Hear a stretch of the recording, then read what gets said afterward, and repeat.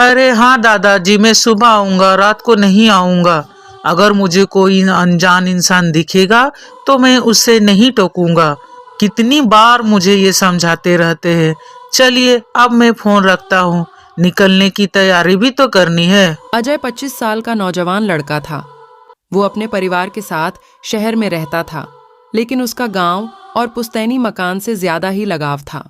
इसी वजह से जब भी मौका मिलता वो अपने गांव जाता, घूमकर वापस आ जाता। अजय करीब 3 साल बाद अपने गांव जा रहा था, जहां वहां हाल ही में फैले दहशत से अनजान था। आज पूर्णिमा का दिन था।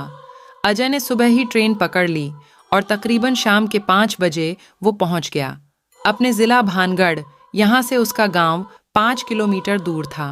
अजय स्टेशन पर उतरता है और गांव जाने के लिए सवारी की तलाश करता है, लेकिन वो ये देखकर हैरान रह गया क्योंकि भानगढ़ जाने के लिए कोई भी सवारी तैयार नहीं था। तभी अजय ने एक टांगे वाले से बात करता है।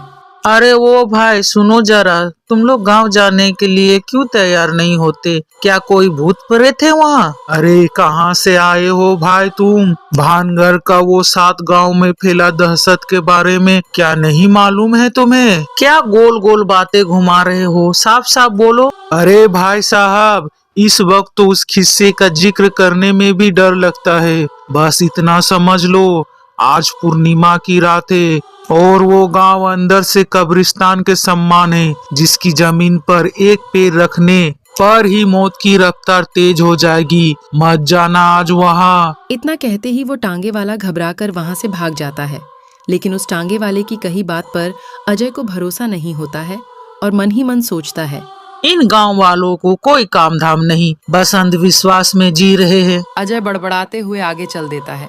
उसके हाथ में एक सुटकेस था, जिसे लिए वो गांव की तरफ चला जाता है। उसका रास्ता एक जंगल से होकर गुजरता है। शुरुआती में सब कुछ ठीक था। वो सड़क खत्म कर गांव के उस जंगल वाले रास्ते में दाखिल होने वाला था, तभी उसका फोन बज उठा। ये तो दादाजी का फोन है। अजय बेटा, सही सलामत हो ना? आज की रात लॉज या होटल वगैरह में गुजार लेना। गांव आने की गलती मत करना, क्योंकि गांव में खतरनाक चुड़ैल भटकती है जो आकर्षक मर्दों को। दादाजी ने इतना कहा ही कि उसका फोन बंद पड़ गया। दादाजी ये क्या कह रहे थे? दादाजी और उस टांगे वाले की बात एक ही थी तो कहीं सच में? नहीं नहीं नहीं, बस एक ही जंगल पार करनी है, जल्दी जल्दी चलता हूँ। अजय अपनी कदम तेज कर लेता है। कुछ देर बाद उसे एक तेज खुशबू आने लगी और वो उससे आकर्षित हो जाता है और खुशबू के पीछे पीछे चलने लगा।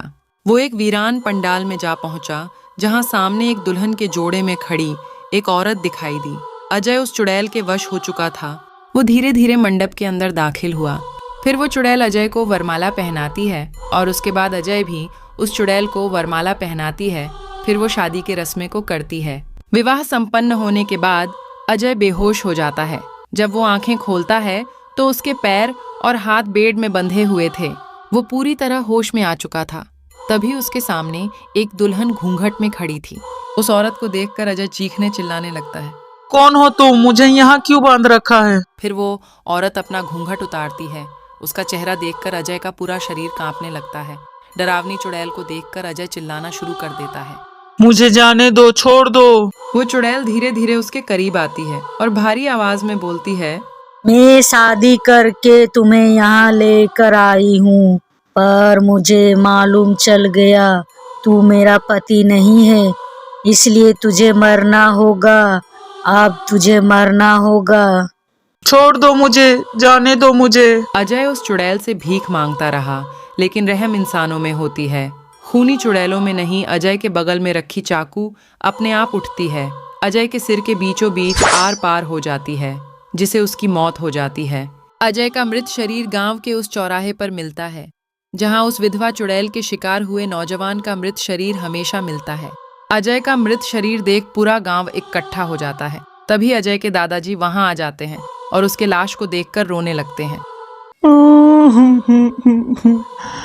अरे मैंने कहा था इस गांव में सूर्यास्त होने के बाद मत आना, वो अभागन चुड़ैल जान ले लेगी। मैं कुछ और बताता, तभी फोन कट गया। हे भगवान, ये सब क्या हो गया। विधवा चुड़ैल का दास्ता ये बयान करती है। उसकी शादी 2 साल पहले हुई थी। शादी के तकरीबन 1 महीने बाद एक कार दुर्घटना में उसके पति की मौत हो जाती है। शादी के 1 महीने बाद ही वो विधवा हो जाती है। बस इसी शोक ने उसने आत्महत्या कर ली। लेकिन कुछ लोग ये भी बताते हैं कि उसने खुदकुशी नहीं की, बल्कि गांव के ही वेशी दरिंदे ने बलात्कार कर उसे मार डाला। तब से वो विधवा चुड़ैल बनकर सभी नौजवान को मार डालती है।